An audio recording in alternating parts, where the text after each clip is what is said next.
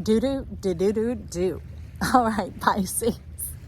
That's what they were saying, because this is at the split and they're like da da da da da da da. Anyways, welcome to my channel, Joy of the World. I am Melissa Joy, here to take a peek at what is going on inside this stuff. You don't need that in you. No, thank you. That was what was happening when Neptune was ruling, when you can't see the unseen and you're having to fight something and you just finally give up because you're like, I'm a lover, not a fighter. I'm not putting up with this anymore. I want everyone in the world to get along. I love facilitating parties and gatherings and bringing forward beautiful, bold, bright experiences for other people in their life, to add value and to add quality and to add this nuance and this essence and this zhuzh. Can somebody please spell that for me down below? Because I'd love to know, because I use it all the time. Zhuzh, all right? It's a j. That's how I'd have to spell it. So help me out, please. Since you're so creative, Pisces. But look at that. All that old crustastic, craptastic, fiddle-dee-dee. Somebody's having a good time up in here. You might want to check out the Gemini if that is you, or any of the Gemini reads, because talk about expressive words. See you vibing up with some Gemini coming on in. That means the winds of change are here for you. Spirit is hovering over the water and ready to speak to your delights. If that sounds like you, tune in and listen up, my friend, because we have the spirals of life coming on in. This is the overrider. This is the pen being in a new hand. No one playing you anymore for a joke or a dupe. I don't know if you've seen Stranger Than Fiction. Pretty cool movie. I won't ruin it for you. But now the pen is in your hand. And more than your hand, it's in your whole body. You are the instrument of a ready writer, willing and able. Willing and able, when it comes together, it makes the plus sign. And there are things being added onto you, and it gaining momentum and growing and developing, and everything being like, oh, all these awakening points. No stress, no effort, no pain, no sorrow. Why are you back here? There might have been a turn for the worse some time ago.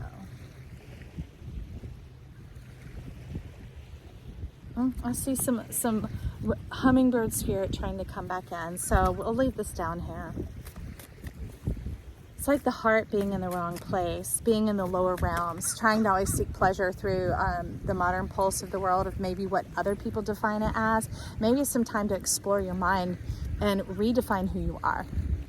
Take away the stigma of what the world worships. And I'm talking about back as a teenager, when people are like, ooh, you score with her, or ooh, you score with him, or how'd you get your daddy to buy you that car, or ooh, how'd you get away with sneaking out of the house? All these things that other people like that aren't in their fullness yet.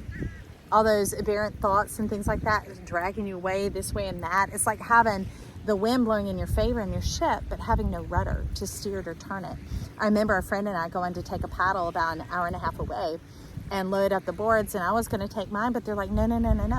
I've got one of my boards. I want you to try to see what a lighter board feels like, because mine was very old, archaic, and heavy. So I'm like, okay, Sarah. So we get there, and it wasn't mine, and I hadn't packed it. And we're unpacking and getting everything, and they're like, here, let me get your fin for that board so you can put it on while I'm putting mine on. And they discover they don't have the fin for the board. All that drive, all that way, a couple of weeks of coordinating, because they travel for a living. And here we're supposed to have this fun paddleboard time. And you get out there, and I was like, well, maybe I'm strong. Maybe I can figure out how to make it work and see if I sit low or whatever. Because I just wanted to have the experience after having wet the mind so much to have it. And when you start to paddle the boards, just going like this. So your life has just been going like this. And that's why you got the rain, the windshield wipers are on, and it's just all this stuff in your view, irritating and distracting you from these things. Look at this. Now this becomes the Four of Wands. I love it because this four becomes the five. It is the power is in your hands as a creator to move up and out and beyond. But this is the Four of Wands coming in, calling out and asking yourself, well, what do I really desire? What would truly make me happy? Put the word true on there, because then it can't lie to you. And so when your mind might start thinking about stuff, you're like, now I don't know about all that or this or that or whatever. Sit with it. Sit with it. Get intimate with it. You're smart. You know. All right. Ooh, and I love that. The Six of Swords, opening up the Hermetic. What bit you? The venom and the anti-venom is here. No longer having to play in the split with that Scorpio energy that was down there, messing with your mind, your money, and your full experience. It's left you I'm just going to use the words they're saying, permanently bruised. Now, it's not permanent, but it was perpetual, okay?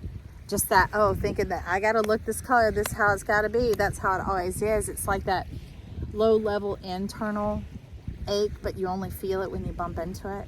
And that bumping into it is a reminder that, oh, this is all my life will ever be, you know, and you're left having kind of had the helm of your life hijacked.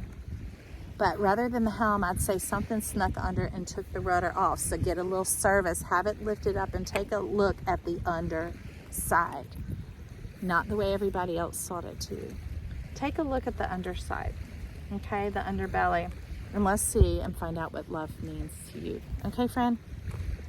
Find out what love means to you. Let's see if there's anything else for Pisces. It just jumped out. Confidence is key. Being self-assured. Start with the one thing that you do know. Like if you love to have coffee when you wake up in the morning, then wake up and make you some coffee. If you don't like making it, go and get you some coffee. However it is that you like it, just begin to set the tune to your preference. And while you're enjoying it and you're experiencing it in your body and in your soma, in your mind, your breath, and your whole self, ask yourself and say, hey, self, just call yourself self, or call yourself bud, friend, lady, beauty, whatever else it is, whatever that term of endearment is. And say, I like knowing this about myself. And I like the way, y'all, and I enjoy this. What are more things in my life that would bring me this, especially in relationship to work, in relationship to my lover, in relationship to the desire for a lover? How do I bring in the fullness of pleasure and what it means to me? And just say to yourself, I don't even know what it looks like. Show me. Because your spirit, yourself, the self is your soul and your spirit together as one. The intelligence with the goods, right? And they know how to bring it because they are it and they have it.